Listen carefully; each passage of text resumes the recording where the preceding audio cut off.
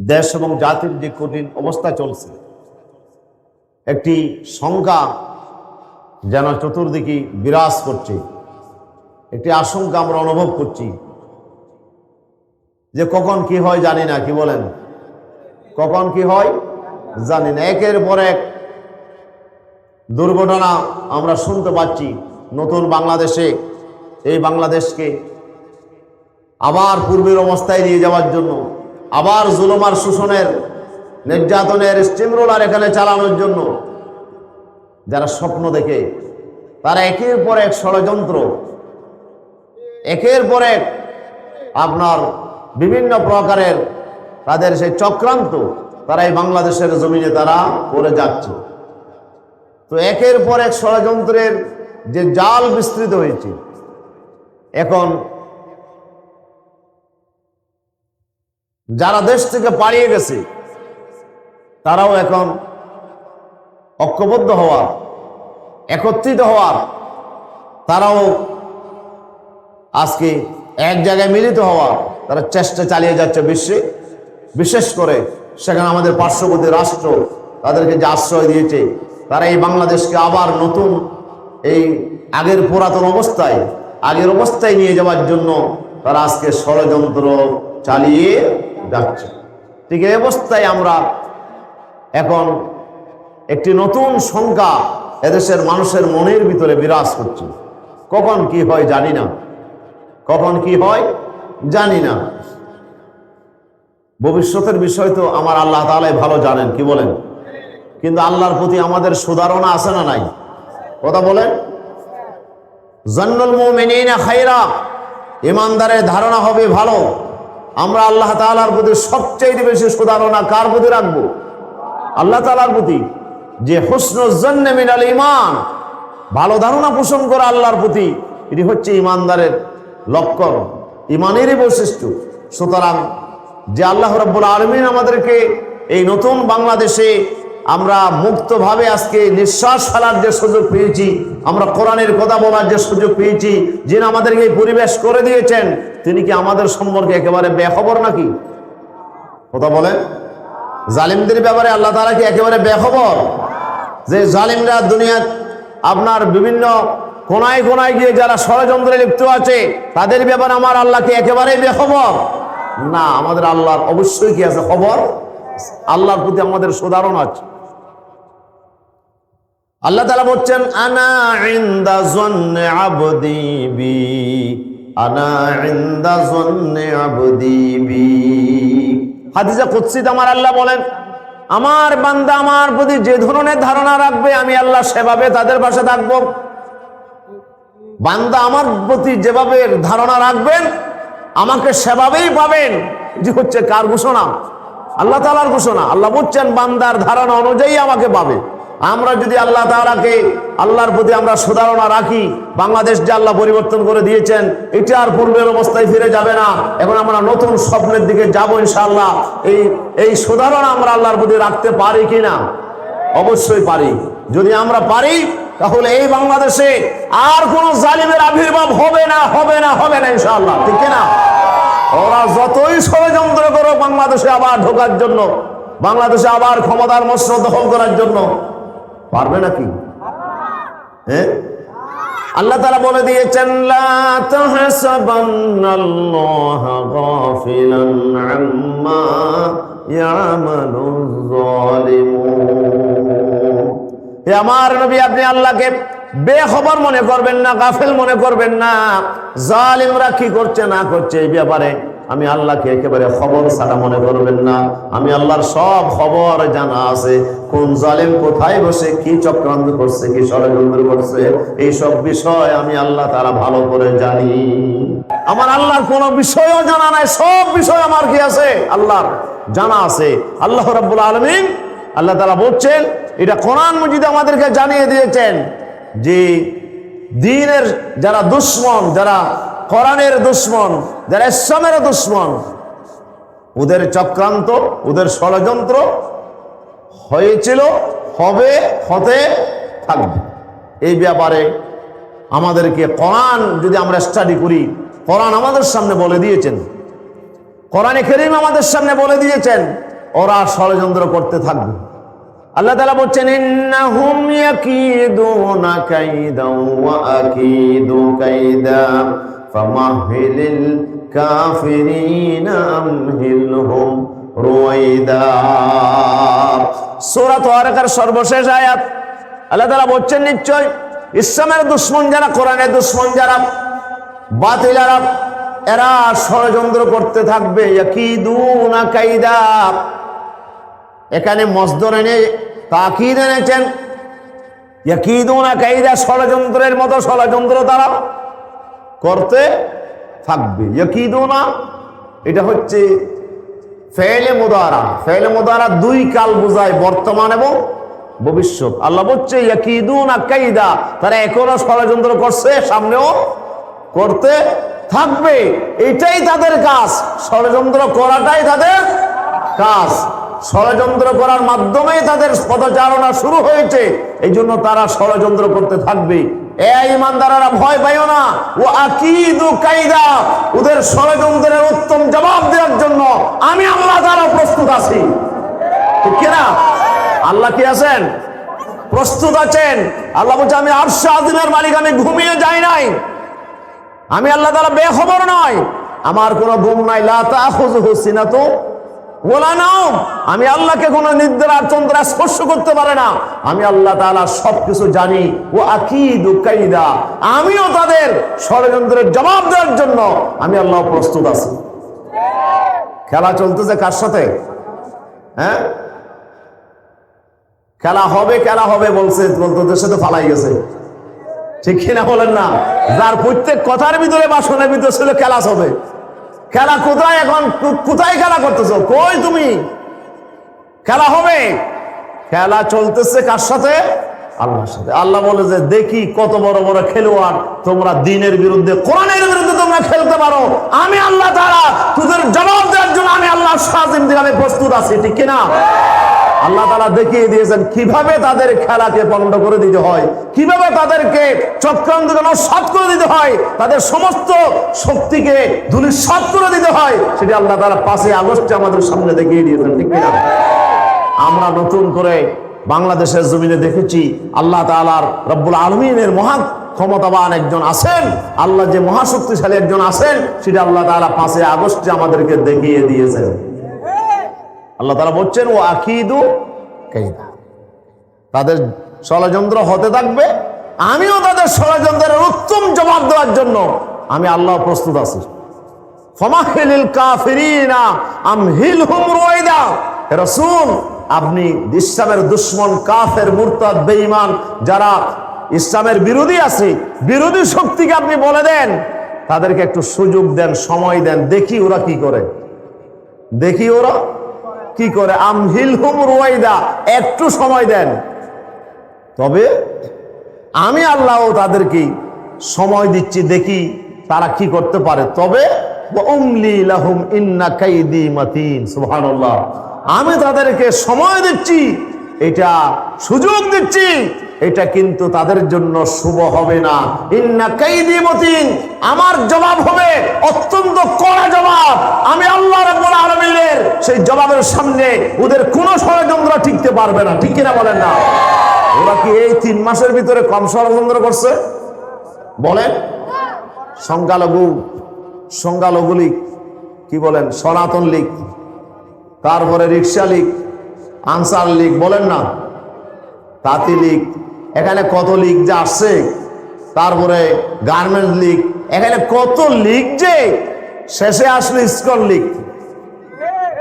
কথা বলেন, ইসকন লীগ আসলো, এক একটা রূপ নিয়ে বাংলাদেশের মানুষের সামনে তারা এসে দাঁড়ালো।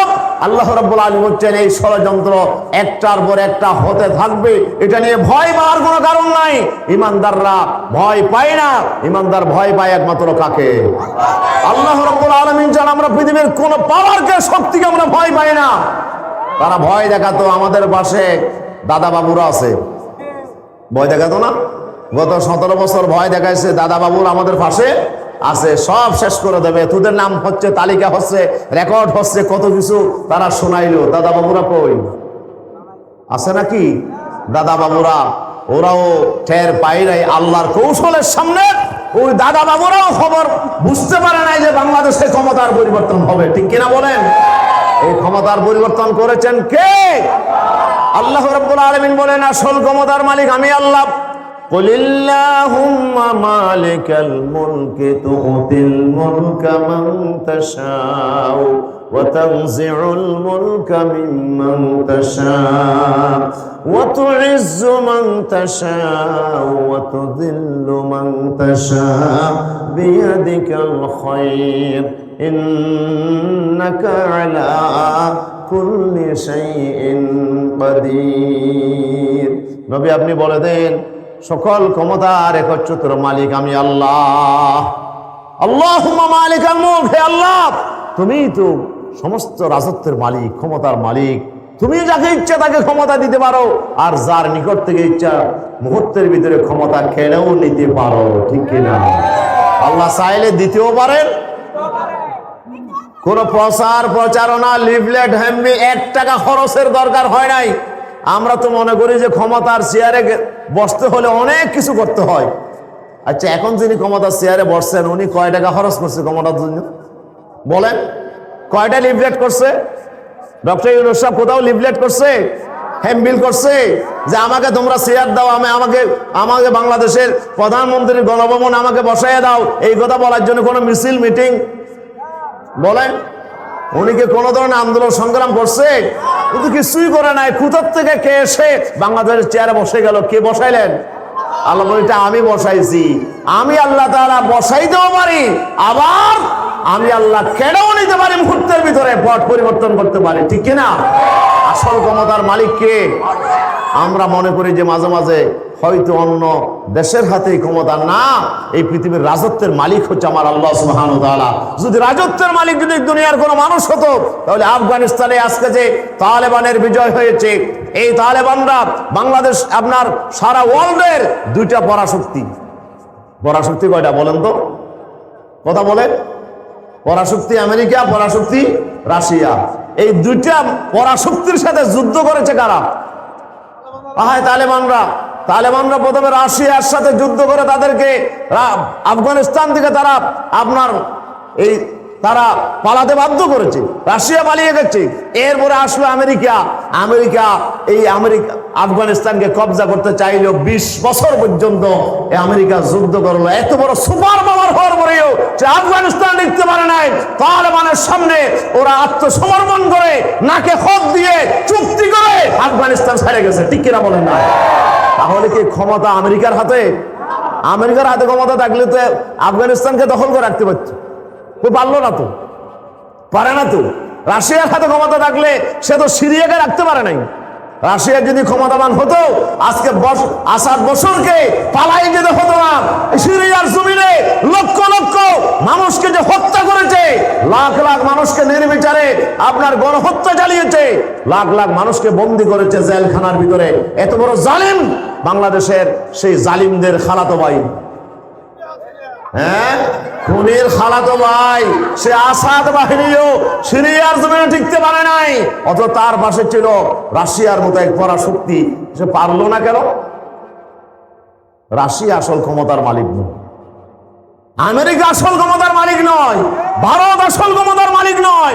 মুসলমানদেরকে বুঝতে হবে আসল ক্ষমতার একচ্ছত্র মালিক কে? আল্লাহ সুবহানাহু ওয়া তাআলা, তিনি আসল ক্ষমতার একচ্ছত্র মালিক। তিনি যাকে ইচ্ছা ক্ষমতা দিতেও পারেন, ক্ষমতা নিতেও পারেন। যাকে পদ্মা নদীতে ধরে সুবাইয়া মারতে চাইলেন, কি যিনি মারতে চাইলেন উনি আজকে নাই, উনি তো ক্লিনিক্যালি ডেড। বুঝেন নাই মনে হয়? Clinically dead. বাংলাদেশের ইতিহাসে আর উঠতে পারবে না ইনশাআল্লাহ। বলেন না ইনশাআল্লাহ। আল্লাহ চাহে তো এই জালিম শক্তির আর এই বাংলাদেশে আর আবির্ভাব হতে পারবে না ইনশাআল্লাহ। এই জমিন হবে কোরআনের সৈনিকদের, এই জমিন হবে আল্লাহর কোরআন ওয়ালাদের ইনশাআল্লাহ। যাদের রক্ত জমিনে ঝরে, আল্লাহ বলছে ফাসা আকতুবুহা লিল্লাযিনা ইয়াত্তাকুন, যারা এই জমিনে তাকওয়ার পরীক্ষায় যারা উত্তীর্ণ হয়, যারা আমি আল্লাহ রাব্বুল আলামিনের এই জমিনে যাদের রক্ত ঝরে, অমান কুতিলা মাজলুমান, ফালা ইউসরিফ ফিল কতল ফাইন্নাহু কানা মানসুরা। ঠিক আছে না? ইন্নাহু কানা মানসুরা। আল্লাহ বলছে যাদেরকে হত্যা করা হয়, যাদেরকে শহীদ করে দেওয়া হয়, এই শহীদের যারা আপনার ওয়ারিস যারা, আল্লাহ বলছে ইন্নাহু কানা মানসুরা, ওরা সাহায্য প্রাপ্ত হয়। সাহায্য করেন কে? মজলুমের পক্ষে সাহায্য করেন কে? জমিনে যাদের রক্ত ঝরবে আল্লাহ বলছে জমিন তাদের জন্য আমি আল্লাহ তাআলা লিখে দেবো। ঠিক কিনা?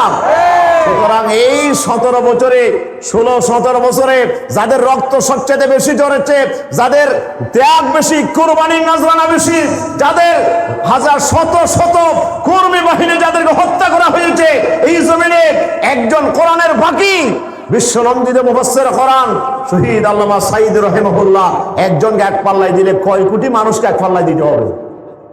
বলেন, পৃথিবীর কয় কোটি মানুষকে এক পাল্লায় দিতে হবে? দুর্বল মজলুম যারা, আমি ইচ্ছে করছি তাদের প্রতি ইহসান করতে। আমি আল্লাহর ইচ্ছা হচ্ছে এই দুর্বলদেরকে আমি সাহায্য করব, তাদেরকে আমি আল্লাহ তাআলা ইহসান করব, এবং ওয়ানাজআলহুম আইম্মা, আমি তাদেরকে এই জমিনের নেতা বানাবো। ওয়ানাজআলহুমুল ওয়ারিসিন, আমি তাদেরকে এই জমিনের কর্তৃত্বের মালিক বানাবো। সিদ্ধান্ত কার? সিদ্ধান্ত আল্লাহর। আল্লাহ বলছে জমিনের মালিক আমি, এই জমিনের নেতৃত্ব আর কর্তৃত্ব আমি মজলুমদের হাতে তুলে দেব। সুতরাং যারা বিগত 16 বছরে যারা সবচেয়ে বেশি মজলুম হয়েছে, যাদের রক্ত এই জমিনে ঝরেছে, যাদেরকে নির্বিচারে ফাঁসি দেওয়া হয়েছে, যাদেরকে অন্যায়ভাবে জমিন দিয়ে বিদায় করে দেওয়া হয়েছে, এই জমিন তাদের জন্য আল্লাহ লিখে রেখেছেন। ঠিক কিনা? মজলুমদের রক্ত পড়ে এই জমিনে পড়েছে। সুতরাং এই জমিনের ক্ষমতা, এই জমিনের নেতৃত্ব মজলুমদের হাতে আল্লাহ দেবেন। এটি হচ্ছে কোরআনের ঘোষণা। কিসের ঘোষণা? কোরআনের ঘোষণা। তবে আমাদেরকে এই নেতৃত্ব আর কর্তৃত্বের জন্য আমাদেরকে প্রস্তুতি নিতে হবে। ঠিক না? সে প্রস্তুতি কি, সেই প্রস্তুতি কি, সেটা আমাদেরকে আজকে জেনে নিতে হবে ইনশাআল্লাহ। আল্লাহ রাব্বুল আলামিন কোরআন মাজিদে আল্লাহ তাআলা বলে দিয়েছেন, আমি যে আয়াত আপনাদের সামনে তেলাওয়াত করেছি সূরাতুল আরাফের 200 নম্বর আয়াত। কত নম্বর আয়াত বলেন তো? হ্যাঁ, 200 নম্বর আয়াত। 3 জায়গায় আল্লাহ তাআলা একই বক্তব্য আল্লাহ তাআলা পেশ করেছেন। কোরআনের কয়টা জায়গায় বলেন তো? 3 জায়গায়। সূরাতুল আরাফ 200 নম্বর আয়াত, এরপরে সূরা মুমিনুনের আপনার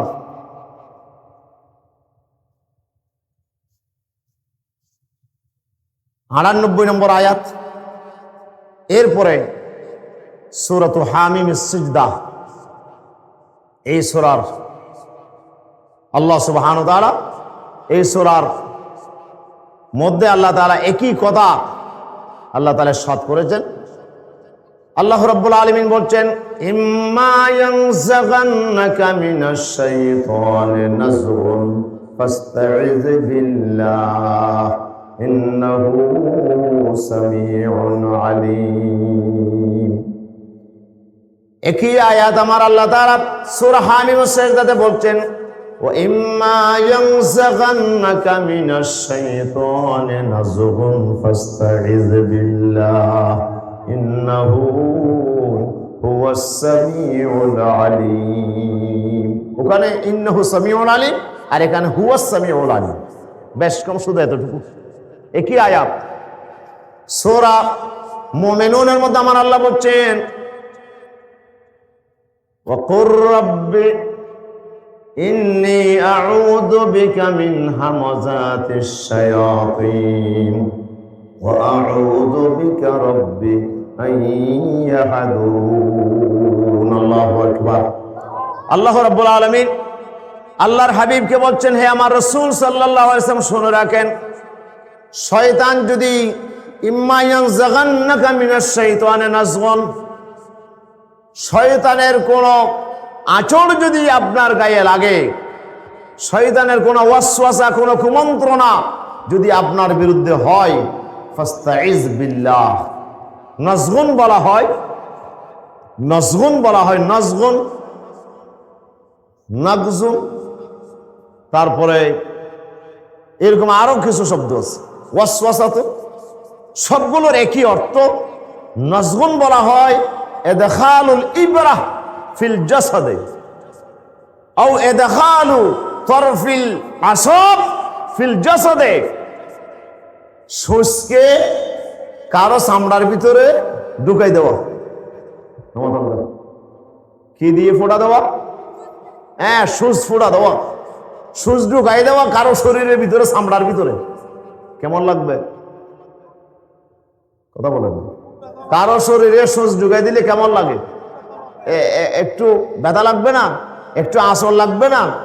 একটা সুচ দিয়ে গোতা দিচ্ছে, অথবা লাঠির মাথা দিয়ে কারো চামড়ার মধ্যে আঘাত করছে।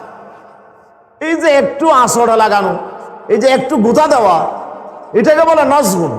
আল্লাহ বলছেন ইম্মা ইয়ানজাগান্নাকা মিনাশ শাইতানি নাজগুন, শয়তানের পক্ষ থেকে হে রাসূল আপনাকে যদি এইভাবে একটা গোতা দেওয়া হয়, একটা ধাক্কা দেওয়া হয়, একটা আঁচড় লাগানো হয়, একটা আপনার ওয়াসওয়াসা কুমন্ত্রণা যদি আপনাকে দেওয়া হয়, আপনি ভয় পাবেন না। ফাস্তাইজ বিল্লাহ, সুবহানাল্লাহ। আপনি আশ্রয় চাইবেন কার কাছে? বলেন তো কার কাছে? আল্লাহ তাআলার কাছে আপনি আশ্রয় চাইবেন, আপনি ইস্তিআযা করবেন আল্লাহ তাআলার কাছে। ইন্নাহু সামিউন আলিম, নিশ্চয় আল্লাহ তাআলা তিনি সবকিছু শুনেন। আপনি আপনার ভাষা তিনি শুনবেন, আপনার কথা তিনি শুনবেন, এমন নয় যে আপনার কথা তিনি শুনবেন না। ইন্নাহু সামিউন, তিনি সর্বশ্রোতা, তিনি সব কিছু শুনেন। আপনার কথা আপনি জোরে বলেন, গোপনে বলেন, আস্তে বলেন, ধীরে বলেন, আপনার মনে মনে বলেন, সব কথাকে শুনে আর আল্লাহ তাআলা শুনে। আলিমুন, তিনি জানেন আপনার অসহায়ত্ব, আপনার আশ্রয় প্রার্থনা, আপনার অন্তরের ভাবনা তিনি সব জানেন। আর শয়তানের চক্রান্ত, শয়তান কত বড় শক্তিশালী তাও আমার আল্লাহ তাআলা জানেন। আল্লাহ বলছে সব কিছু আমি জানি, আর আমি আল্লাহ তাআলা জানি বলেই আমি আল্লাহ তাআলা, আপনি যদি আমার কাছে আশ্রয় চান আমি অবশ্যই আপনাকে আশ্রয় দেব। শয়তানের সমস্ত চক্রান্তকে আমি নস্যাৎ করে দেব। জোরে বলে আল্লাহু আকবার। ঘোষণাকার আল্লাহ। তাহলে শয়তানের কাজ হইল কি করা? ওয়াসওয়াসা দেওয়া, কুমন্ত্রণা দেওয়া, মনের ভিতরে একটু বিভিন্ন ধারণা ভাবনা সৃষ্টি করে দেওয়া, কুমন্ত্রণা দেওয়াটাই হচ্ছে শয়তানের কাজ। এই জন্য শয়তানের আরেক নাম হচ্ছে ওয়াসওয়াস। শয়তানকে কি বলা হয়? মিন শাররিল ওয়াসওয়াসিল খান্নাস, আছে নাকি নাই? মিন শাররিল ওয়াসওয়াসিল খান্নাস। ওয়াসওয়াস মানে আল্লাযী ইউওয়াসবিসু ফি সুদুরিন নাস, যিনি মানুষের সিনার ভিতরে, অন্তরের ভিতরে যিনি বেশি কুমন্ত্রণা দেয়। ওয়াসওয়াস, যিনি বেশি কুমন্ত্রণা দেয়। হ্যাঁ, যিনি আপনার বেশি পরিমাণে যারা কুমন্ত্রণা দেয় আল্লাহ তাদেরকে ওয়াসওয়াস বলেছেন। আল ওয়াসওয়াসিল খান্নাস। শয়তানের এক নাম হচ্ছে ওয়াসওয়াস। শুধু হালকা কুমন্ত্রণা না, বেশি বেশি কুমন্ত্রণা দেয়। তার কাজটাই হলো কুমন্ত্রণা দেওয়া, তার কাজটাই হলো চক্রান্ত করা, তার কাজটাই হলো ওয়াসওয়াসা সৃষ্টি করা, মানুষের মনের ভিতরে একটা বিভ্রান্তি তৈরি করা। এটাই হচ্ছে তার আসল কাজ। আল খান্নাস, সে হলো খান্নাস। বারবার আসে, কি একবার নয়, একবার আসে, ব্যর্থ যদি হয় আবার আসে, আবার ব্যর্থ হল আবার আসবে।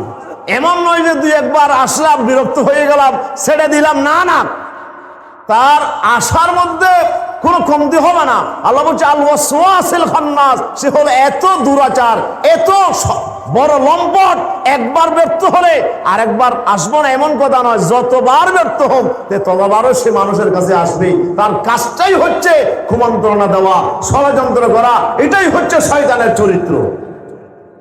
কথা বোঝা যায়? শয়তানের কাজ কি? ষড়যন্ত্র করা। শয়তান কয়টি আছে বলেন? শয়তান কয় পার্টি? দুই পার্টি। মিনাল জিন্নাতে ওয়ান নাস। কয় প্রকারের শয়তান?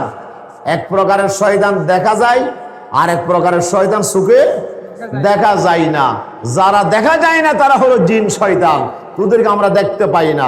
ইবলিস হলো সেই জিনের অন্তর্ভুক্ত। কানা মিনাল জিন্নে ফাফাসাকা আন আমরি রাব্বিহি। ইবলিস হচ্ছে আপনার জিনের একটি সদস্য। সুতরাং জিন তাদেরকে দেখা যায় না। এরা আপনার এই শয়তান যারা আছে, এরা এদের কাজটাই হচ্ছে আপনার মানুষকে কুমন্ত্রণা দেওয়া। আল্লাহ বলছে, আল্লাহ তাআলা এমন ক্ষমতা তাকে দিয়েছেন, ইন্নাশ শাইতানা ইয়াজরি মাজরাদ দাম। শয়তান মানুষের রক্ত চলাচলের শিরা উপশিরায় চলাচল করতে পারে। ঠিক না? এবং সে আশ-শাইতানু জাসিমুন আলা কলবে বনি আদম, বনি আদমের কলবের উপরে শয়তান এমন ভাবে আপনার ক্ষমতা বিস্তার করে, সে মানুষের সিনার মধ্যে এসে মানুষের কলবের মধ্যে সাপ যেভাবে কুণ্ডলি পাকাইয়া বসে থাকে, কি কুণ্ডলি পাকাইয়া বসে থাকে। রাসূল বলছে আশ-শাইতানু জাসিমুন আলা কলবে বনি আদম, বনি আদমের কলবের উপরে শয়তান এইভাবে কুণ্ডলি পাকাইয়া আপনার একেবারে তার লেজগুলোকে বাস করে সুন্দর করে কুণ্ডলি পাকাইয়া সে বসে আছে। ইজা যাকারাল্লাহ খানাসা ওয়াইজা গাফালা আনহু ওয়াসওয়াসা, বান্দা যখনই আল্লাহর জিকির করে সে সাথে সাথে সরে যায়, আর যখনই বান্দা আল্লাহ থেকে গাফেল হয়ে যায় সাথে সাথে ঠুকর মারে, ঠিক কি না? এ হলো শয়তানের কাজ। তাহলে শয়তান দেখা যায় না এক প্রকারের শয়তান, আরেক প্রকার মানুষ নামের শয়তান। মানুষের মধ্যে কিছু শয়তানের আপনার অনুসারী আছে যারা শয়তানের পাক্কা গোলাম। এই জাতের কিছু মানুষ দুনিয়া জমিনে আছে না নাই? শয়তান যেদিকে ফুটবলের মতো লাথি মারে, ফুটবলকে যেদিকে মারবেন সেদিকে চলে যাবে। মানুষের ভিতরেও কিছু শয়তানের মতো আপনার শয়তানের লাথি হয়ে ফুটবলের মতো শয়তানের আনুগত্য করে এমন কিছু মানুষ জমিনে আসে না নাই? তাদের এরা হলো শয়তানের দল। এই শয়তানের দল যারা, শয়তানের দলের কাজ কি? শয়তানের দলের কাজ হচ্ছে, শয়তান হচ্ছে লাউদিল্লান্নাহুম ওয়ালা উমান্নিয়ান্নাহুম ওয়ালা আমুরান্নাহুম ফালা ইউবাত্তিকুন্না আযানাল আনআম। শয়তান বলছে আল্লাহ আমি তোমার হুকুম মানলাম না, আবা ওয়াস্তাকবারা ওয়া কানা মিনাল কাফিরিন। আল্লাহ বলছে সে অহংকার করলো, অস্বীকার করলো, সে আল্লাহ তাআলার বিধান অমান্য করলো। আল্লাহ বলেন আদমকে সিজদা দাও, ইবলিস বলছে আমি আদমকে কি দেব না, সিজদা দেব না। ইবলিস অমান্য করলো। শুধু অমান্য করে নাই, সে আল্লাহকে বলছে আল্লাহ আমাকে আনজুরিনি ইলা ইয়াউমি ইউবআসুন, আমার হায়াতটা বাড়াই দাও তো। আল্লাহ বলছে কতদিন লাগবে তোমার? বলে আল্লাহ কবর থেকে কিয়ামতের মাঠে মানুষ উঠা পর্যন্ত আমার হায়াত বাড়াই দাও। কি করবা এই হায়াত দিয়ে? আল্লাহ যে আদমকে সিজদা না করার কারণে আমি জান্নাত থেকে বের হয়ে গেছি, সে আদম এবং আদমের সন্তানেরা কিভাবে জান্নাতে যায় সেটা আমি দেখে ছাড়বো। আমি জান্নাতে থাকবো না, আমি জাহান্নামে চলে যাব। শুধু আমি একা জাহান্নামে যাব না, আমি আদমের বিশাল পরিমাণ সন্তানকে আমি তাদেরকে সাথে করে কোথায় নিয়ে যাব? জাহান্নামে নিয়ে যাব। আল্লাহ তাআলা বললেন লা আমলা আন্না জাহান্নামা মিনকা ওয়া মান তাবিআকা মিনহুম আজমাইন। ইবলিস আমি তোমাকে এবং তোমার অনুসারী যত মানুষ আছে সবাইকে আমি একসাথে জাহান্নামে আমি আল্লাহ তাআলা ভরে দেব। তাহলে মানুষের ভিতরে কিছু মানুষ শয়তানের পাক্কা অনুসারী আছে না নাই? এই জন্য আল্লাহ বলছে মিনাল জিন্নাতে ও না। শয়তান কয় দল আছে? শয়তান খফাড়ি আছে, এক ফাড়ি দেখা যায় না, আর এক ফাড়ি কি দেখা যায়। মানুষ নামের কিছু শয়তান আছে আর কিছু জিন শয়তান আছে। এই দুই প্রকারের শয়তানের আসল কাজ হচ্ছে এরা মানুষের মনের ভিতরে ওয়াসওয়াসা সৃষ্টি করে, ওরা কুমন্ত্রণা দেয়, ওরা বিভ্রান্তি সৃষ্টি করে, ওরা ইমানদারদেরকে ভয় ভীতি দেখায়। ওরা শয়তান ওয়াসওয়াসা মানে হচ্ছে আপনার ওরা মানুষকে কি করে? মানুষকে ভয় ভীতি দেখায়, মানুষের ভিতরে রাগ সৃষ্টি করে, মানুষের ভিতরে রাগ ক্রোধ সৃষ্টি করে, ক্রোধ সৃষ্টি করে মানুষকে উস্কানি দেয়, তারপরে মানুষকে ভালো কাজ থেকে দূরে সরাইয়া দেয় এবং মানুষকে খারাপ কাজের জন্য উৎসাহিত করে। হাসসুন নাসে আলা শররে, খারাপ কাজের জন্য উৎসাহ দেয়। এই কাজগুলো হচ্ছে শয়তানের কাজ, ঠিক কিনা? ভালো কাজ থেকে দূরে সরাই নিয়ে যাবে এবং খারাপ কাজের জন্য মানুষকে কি করবে? উৎসাহিত করবে এবং মানুষের ভিতরে রাগ আর গুসাকে এমন ভাবে বাড়াইয়া দেবে, বাড়াইয়া দিয়া মানুষের নিয়ন্ত্রণ ক্ষমতা নিজের হাতে নেয় এবং মানুষের তখন মানুষ যখন রাগান্বিত হয়ে যায়, রাগের মাথায় সে এমন কথা বলে যেই কথা বলার কারণে পরবর্তীতে সে লজ্জিত হয়, ঠিক কিনা? তার জিহ্বা তার নিয়ন্ত্রণে থাকে না, তার হাত তার নিয়ন্ত্রণে থাকে না, তার পা তার নিয়ন্ত্রণে থাকে না। রাগ গুসা উঠলে মানুষ এমন কাজ করে, এমন কথা বলে যেই কাজের জন্য, যেই কথার জন্য তাকে পরবর্তীতে খেসারত দিতে হয়, ঠিক না? এই রাগকে বাড়াইয়া দেয় কে? শয়তান। শয়তান কি করে? রাগ বাড়াইয়া দেয়। এই জন্য রাসূলুল্লাহকে প্রশ্ন করা হয়েছে, ইয়া রাসূলুল্লাহ আউসিনি, ইয়া রাসূলুল্লাহ হুজুর আমাকে একটু ওসিয়ত করেন তো। রাসূল বলেন লা তাগদাব, তুমি রাগ করিও না। রাগান্বিত হইও না, তুমি রাগান্বিত হইও না। সাহাবী আবার প্রশ্ন করলো, সুম্মা উসিনি ইয়া রাসূলুল্লাহ, হুজুর আমাকে আরেকটু নসিহত করেন। জিদ আলাইয়া ইয়া রাসূলুল্লাহ, হুজুর আরেকটু নসিহত করেন। হুজুর বললেন, লা তাগদাব, তুমি রাগ করিও না। সাহাবী আবার প্রশ্ন করলো, ইয়া রাসূলুল্লাহ আউসিনি ইয়া রাসূলুল্লাহ, আমাকে আরেকটু নসিহত করেন। হুজুর বললেন, লা তাগদাব, তুমি রাগ করিও না। কয়বার বললেন? বলেন কয়বার?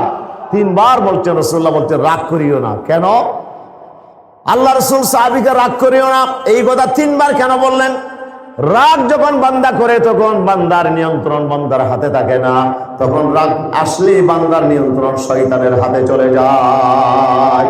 শয়তান রাগের মাধ্যমে বান্দাকে তার কন্ট্রোলে নিয়ে আসে এবং তার জিহ্বাকে কাজে লাগায় এবং তার হাত পাকে কাজে লাগায়, এমন কাজ তার দ্বারা করায় যে কাজের কারণে সে দুনিয়া এবং আখিরাতে লাঞ্ছিত হবে, লজ্জিত হবে।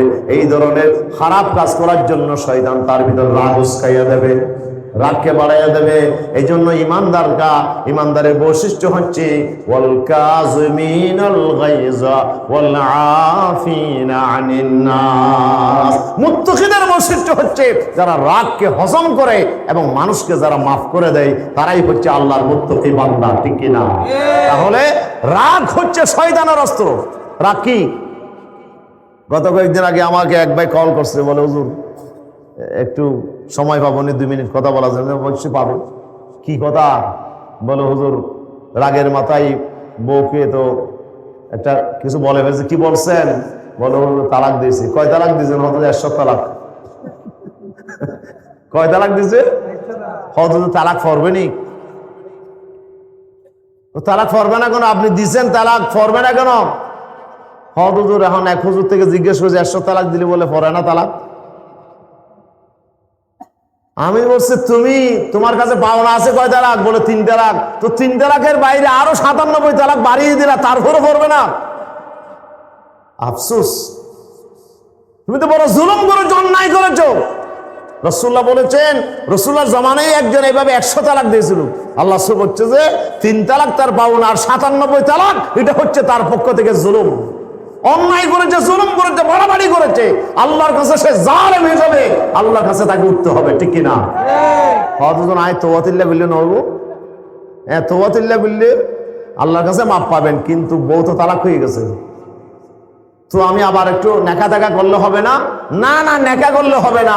3 তালাক দিয়ে ফেললে আর নেকা করার আর আগ্ধ করার সুযোগ নাই। এই বউ চলে যাবে, আরেকজনের কাছে বিয়ে করতে হবে। বিয়ে না করলে আপনার কাছে আসতে পারবে না, ঠিক কিনা? কিন্তু মাসালা আমাদের দেশে অনেকে জানে না। রাগের মাথায় কি বলে? তালাক দিয়ে ফেলে। এখন তালাক কি মানুষের স্বেচ্ছায় দেয়? হাসি হাসতে হাসতে তালাক দেয়? মানুষ তো রাগের মাথায় দেয়। বলে হুজুর রাগের মাথায় তো মাথা ঠিক থাকে না। হ্যাঁ, মাথা ঠিক থাকে না যে এরকম একটা কাজ আপনাকে দেখাইতে হবে। তালাক ছাড়াও আপনি এমন একটা কাজ করেছেন যেটা বলার কারণে বোঝা যাচ্ছে যে আপনার মাথা ঠিক ছিল না। এটার যদি কুরিনা পাওয়া যায় তাহলে হয়তো তালাকের ব্যাপারে ভিন্ন হুকুম হইতে পারে। কিন্তু আপনি রাগের মাথায় তালাক দিয়ে ফেলছেন, আপনি মদ খেয়ে এসে তালাক দিয়ে ফেলছেন। তালাক পড়বে নি? অবশ্যই পড়বে। তালাক না করার কোনো সুযোগ নেই। প্রিয় হাজরিন, আসুন, এই রাগ আর গুসা এটি হচ্ছে শয়তানের অস্ত্র। এই রাগ দিয়ে বান্দাকে সে নিজের নিয়ন্ত্রণে আনে। এই জন্য ইমানদার হচ্ছে সে রাগকে হজম করবে। রাগকে কি করবে? রাগকে হজম করতে হবে। আজকে আমাদের উস্কানি দেওয়ার জন্য এখন বিভিন্ন ধরনের পন্থায় আমাদেরকে উস্কানি দেওয়া হচ্ছে, ঠিক কিনা? মুসলমানদেরকে আজকে উস্কানি দেওয়া হচ্ছে। মুসলমানদেরকে বিভিন্নভাবে উস্কানি দেবে। এই উস্কানির মধ্যে যেন আমরা পড়ে না যাই, উস্কানির মধ্যে যেন আমরা অংশগ্রহণ না করি। এখন যারা জালেম ছিল, যারা বড় বড় জালেম, যারা ইতিপূর্বে মানুষ খুন করেছে, তারাই কিন্তু এখন মুস্তাহাবের জন্য আন্দোলন করবে। মুস্তাহাবের জন্য কি করবে? আন্দোলন করবে। সে এক লোক মদ খাচ্ছে, কি খাচ্ছে? তো নামাতে মদ খাচ্ছে। মদ খাওয়ার সময় মুসের বাম্পার পানির ভিতর ঢুকে গেছে। তো হুজুরের কাছে এসে জিজ্ঞেস করছে, হুজুর আমি মদ খাওয়ার সময় মোষের বাম্পার, গোফের বাম্পার মদের ভিতরে ঢুকে গেছে, যে এটা এটা কি হবে, মকরু হবে না? সে মকরু চিন্তা করতে, কিন্তু খাচ্ছে কি হারাম, খাচ্ছে হারাম, কিন্তু চিন্তা করতেছে কিসের, মকরু। এখন মকরুর জন্য আন্দোলন শুরু করবে। এখন আমাদের দেশে ওরা কিন্তু ফাক্কা ধার্মিক হয়ে গেছে। যারা ইতিপূর্বে মানুষ খুন করছে, গুম করছে, যারা জুলুম করছে, এরা কিন্তু এখন পাক্কা কি হয়ে গেছে, পাক্কা ধার্মিক হয়ে গেছে। এখন বিভিন্ন সুজানা তাই তারা দেশের মধ্যে অরাজক অবস্থা সৃষ্টি করার জন্য, আন্দোলন করার জন্য, একটা আপনার ভিন্ন পরিস্থিতি তৈরি করার জন্য তারা আজকে বাংলাদেশে ষড়যন্ত্র শুরু করবে, ঠিক কিনা?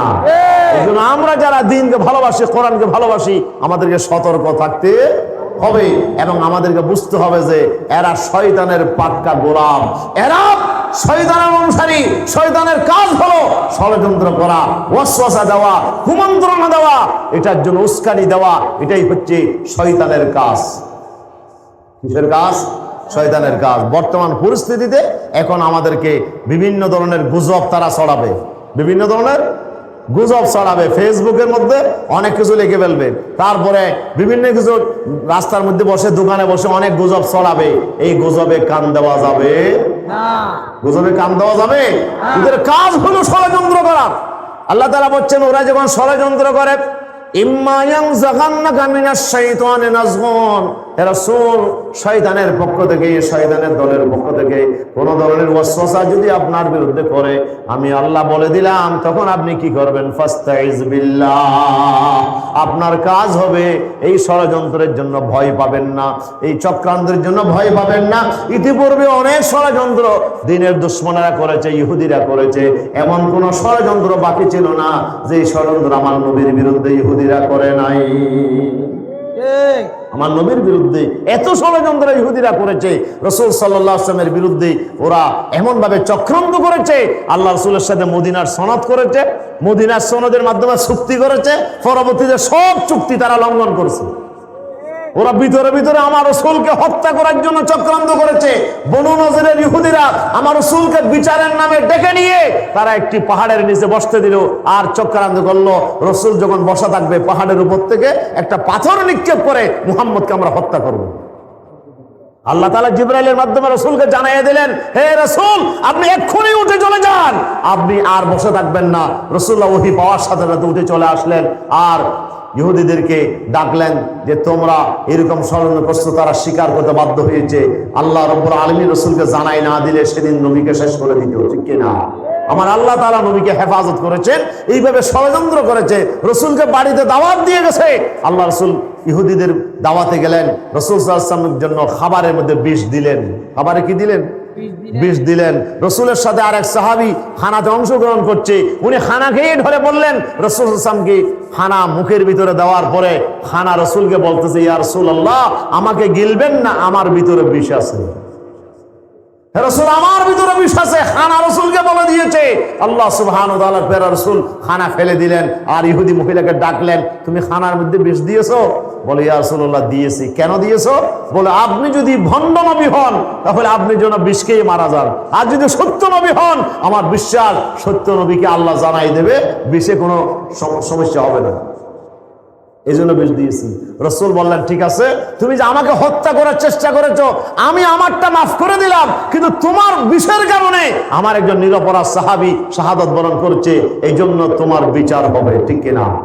রাসূল সাল্লাল্লাহু আলাইহি ওয়াসাল্লাম নিজের জন্য কোনোদিন প্রতিশোধ গ্রহণ করে নাই। মা আয়েশা সিদ্দিকা বলছে, মা ইনতাকামা রাসূলুল্লাহ সাল্লাল্লাহু আলাইহি ওয়াসাল্লাম লিনাফসিহি মিন শাইইন কাত্তু। আল্লাহর পয়গম্বর নিজের জন্য কোনোদিন কোনো কিছুর ব্যাপারে রাসূলুল্লাহ প্রতিশোধ গ্রহণ করে নাই। রাসূল সাল্লাল্লাহু আলাইহি ওয়াসাল্লাম ইহুদির মহিলাটাকে তিনি মাফ করে দিলেন।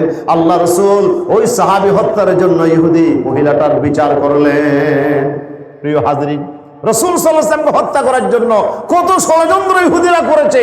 আমার রাসূলের সামনে কারা আপনি বুজুর্গের মতো আসতো, কিন্তু ভিতরে ভিতরে ষড়যন্ত্র করত।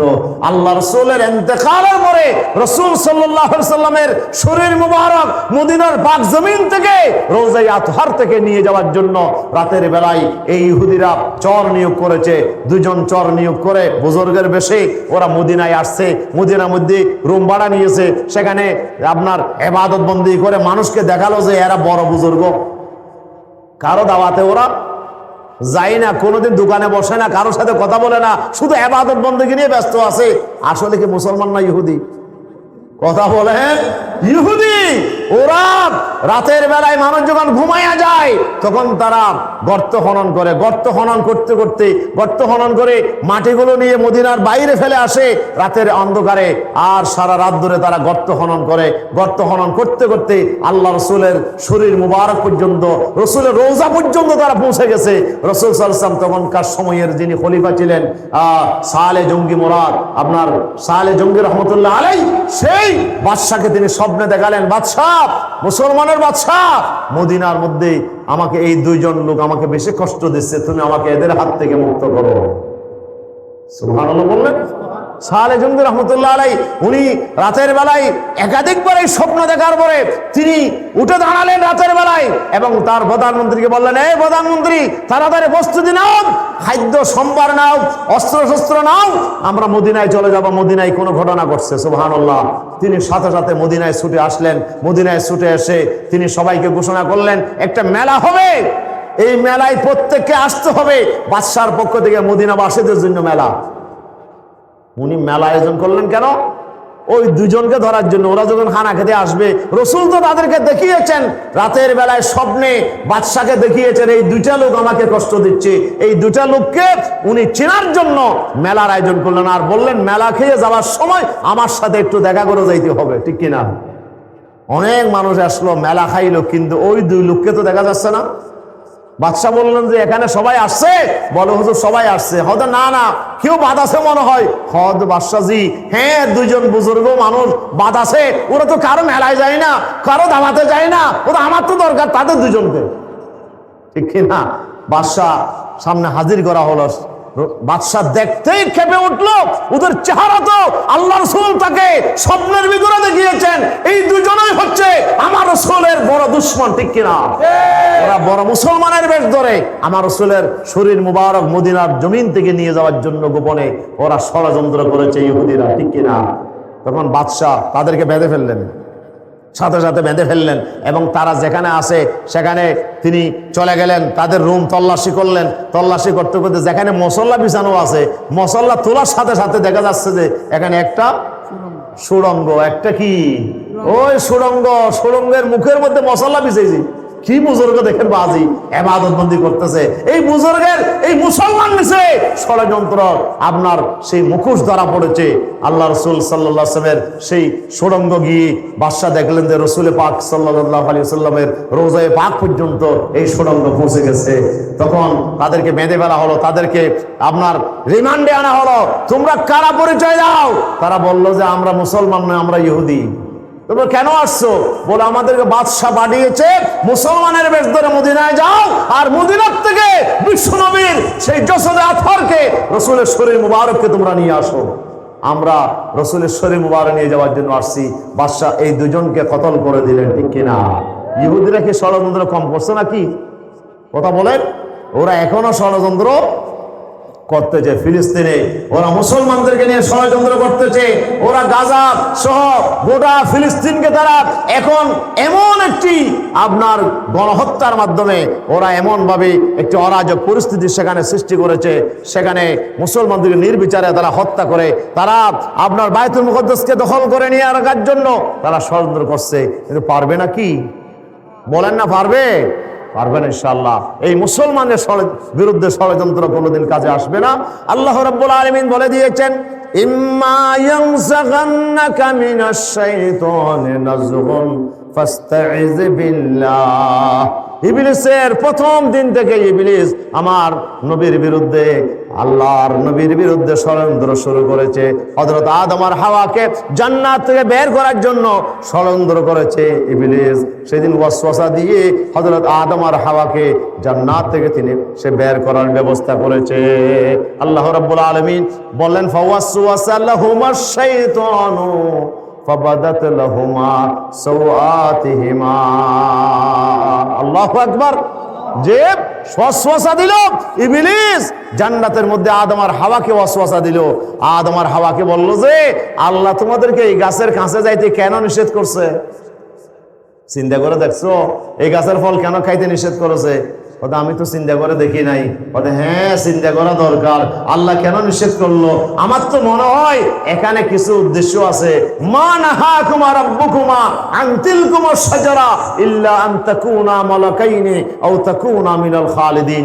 এই গাছের ফল যদি খাও ফেরেশতার মতো আর খাওয়া দাওয়া করা লাগবে না। এখন তো খাওয়া দাওয়ার জন্য টেনশন করতে হয়, আল্লাহ এই জন্য ফল খাইতে নিষেধ করেছেন। অথবা আমার মনে হয় যে এই গাছের ফল খাইলে চিরস্থায়ী জান্নাতি হয়ে যাবে, এই জান্নাত থেকে আর আপনাদেরকে বের করতে পারবে না আল্লাহ। কিন্তু আল্লাহর ফায়সালা, আল্লাহর উদ্দেশ্য হচ্ছে জান্নাত থেকে আপনাদেরকে বের করে দেবেন, এই জন্য এই গাছের ফল খাইতে নিষেধ করছে। নাউজুবিল্লাহ বলেন না? অসওয়াজা দিছে কিনা? ওয়াকাসামাহুমা, এমন বেশ ধরে আসছে যে বুজুর্গের বেশ ধরে, এবং সে শপথ করে বলছে, ইবলিস বলছে, এই আদম আর হাওয়া, কাসামাহুমা ইন্নী লাকুমা লামিনান নাসিহিন, আমরা শপথ করে বলছি যে আমরা আপনাদেরকে একটা ভালো পরামর্শ দেওয়ার জন্য আসছি, যে আপনারা খেয়ে দেখেন না একটু, না কি হয়, রেজাল্টটা কি হয়। খাবার সাথে সাথে পোশাক জোরে পড়ে গেল। আল্লাহ রাব্বুল আলামিন জান্নাতে আদম আর হাওয়াকে ল্যাংটা করে ফেললেন। তারা জান্নাতের গাছের পাতাগুলো দিয়ে লজ্জাস্থান ঢাকার চেষ্টা করলো। আল্লাহ ডাক দিলেন যে আদম আর হাওয়া কি হইল, তোমাদের পোশাক জোরে বললো কেন, কি করছো তোমরা? বলে আল্লাহ আমরা তো দোষ করে ফেলেছি। এই যে অসওয়াসা শুরু হয়েছে সেদিন থেকে এখনো পর্যন্ত অসওয়াসা চলেন কিনা? কথা বলেন, কুমন্ত্রণা ষড়যন্ত্র চলতেছে কিনা? ইমানদারের বিরুদ্ধে শয়তানের এবং শয়তানি দলের ষড়যন্ত্র হতে ছিল, হতে থাকবে কিয়ামত পর্যন্ত। এই নিয়ে ভয় করার কোনো কারণ নাই, বরঞ্চ ইমানদারদেরকে এখন সবচেয়ে বেশি দরকার ফাস্তাইজ বিল্লাহ, আমরা আশ্রয় চাইবো কার কাছে? বন্ধুর বাড়িতে আপনি চলে গেছেন, বিয়ের বাড়িতে চলে গেছেন, কিন্তু সেই বিয়ের বাড়িতে, বন্ধুর বাড়িতে, শ্বশুর বাড়িতে একটা কুকুর আছে। এই কুকুর মনে করেছে বন্ধুর মালিকের, আপনার মালিকের কোনো দুশ্মন বাড়িতে চলে আসছে, দুশ্মনকে কখনো বাড়িতে আশ্রয় দেবে না। এই জন্য কুকুর এক পায়ে খারাপ। কুকুর এমন ভাবে ঝাঁপিয়ে পড়ার জন্য চেষ্টা করছে যে এই আগন্তুককে কোনোদিন বাড়িতে ঢুকতে দেবে না। বোঝা যায়?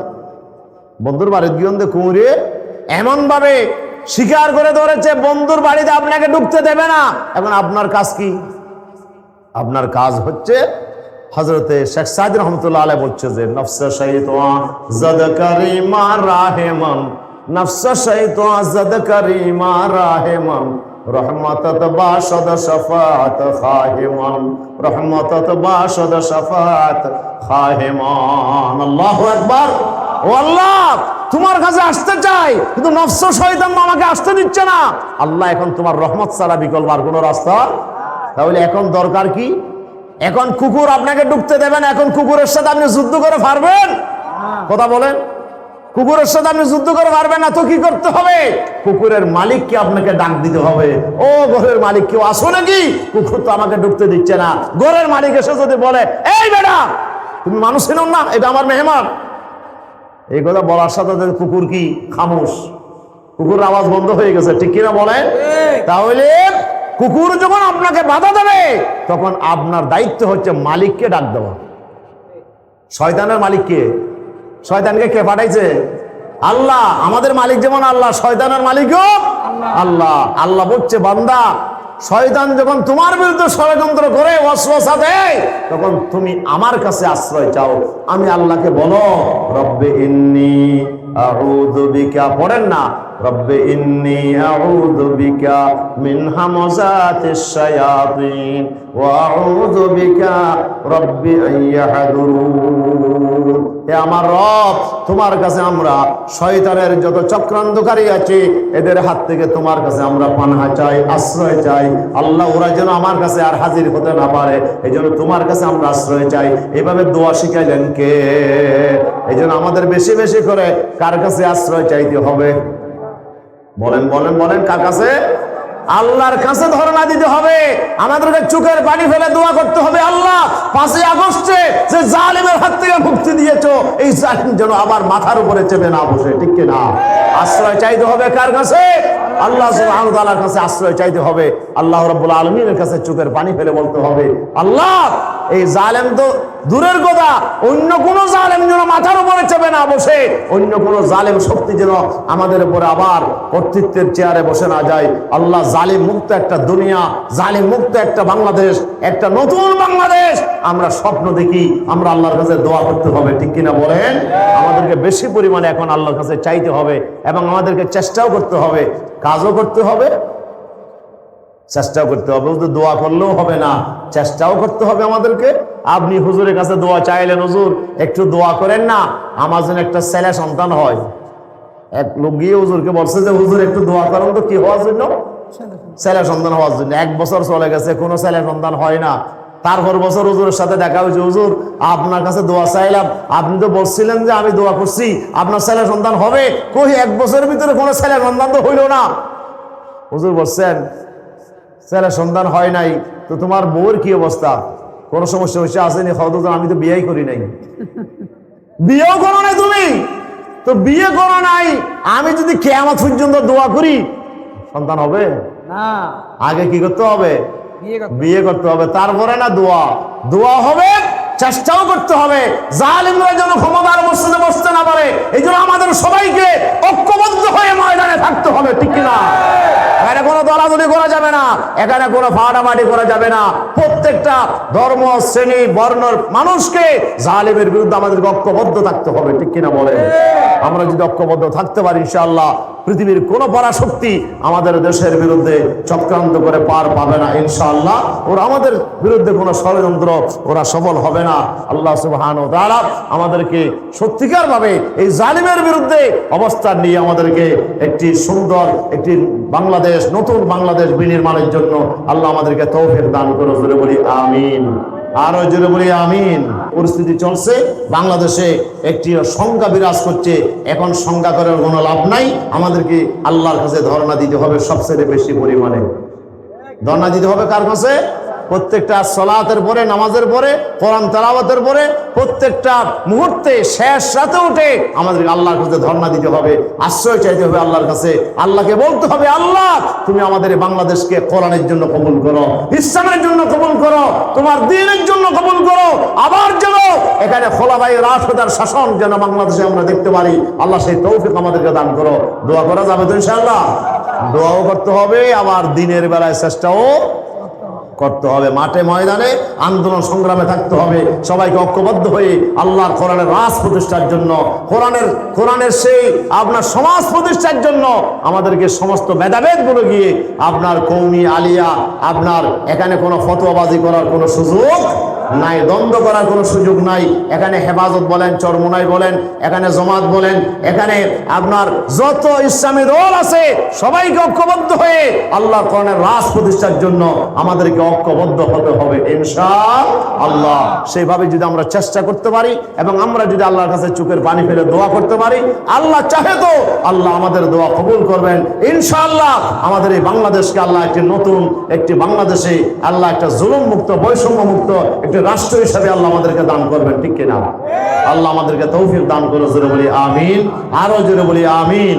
হাযা মা ইনদি ওয়াল ইলমু ইনদাল্লাহ।